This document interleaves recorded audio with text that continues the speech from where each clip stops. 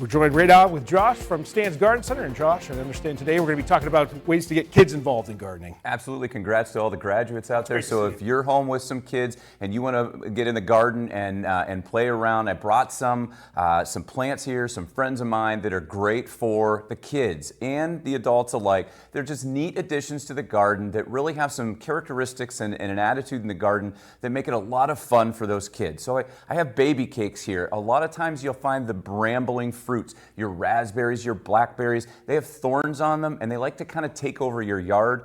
Baby cakes here can be even grown in a pot or stay nice and tidy and compact. It doesn't want to run everything else in the garden over. No thorns. It is extremely prolific with fruit, nice large sweet fruit. So baby cakes is a really good addition for the kids that like to go out and just pick the fruit right off the plant.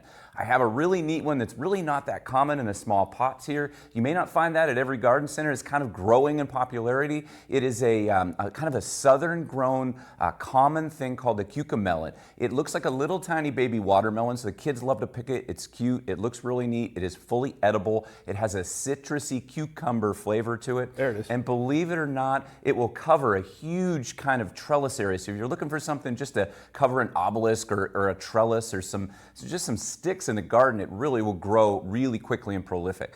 And then the sun, which we're finally getting some sun and we can garden.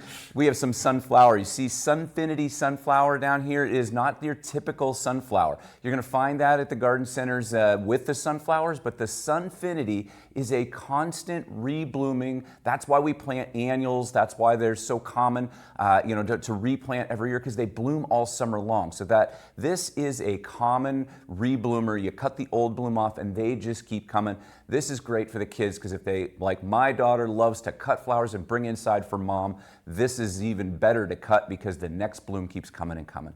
Just from your perspective, how important do you think it is to kind of get kids involved with gardening, get them at a young age? You know, I was listening to the spot on the mental health, and I think being out in the garden, my daughter loves to be outside in general. I think it's really good for all of us. It's a peaceful time. You get the rewarding feeling when you get to pick the berries, eat something on your table that you produced. I think it's a fantastic thing to keep the family together and at the kitchen table. Kind of talked about it a little bit. What's the upkeep like for these plants specifically? That's one reason that they are so garden friendly. There is very little upkeep to them. This plant, the baby cakes, will only get 3, maybe 4 feet tall. Will grow in a pot. Will stay nice and tidy. The sunflowers, I've seen them planted in groups together, and they look like black-eyed Susans all through a big area that cultivates, but they keep blooming all summer long. Something not typical for a sunflower. That's great. What's a good time to start planting them? Oh, everything right now. Everything it's right now? June 1. We're finally getting some sun. We're having 60 degrees. Last night was the coldest night of our summer. We'll ask Dakota. But so I think it's really go time for us. It's been a slow start, a little damp, a little cool. But I think now, June 1, it is go time for everything. Let's hope to finish the summer hot. Get those plants going and help you guys out. Absolutely. Josh, thanks so much for joining us. We really appreciate it.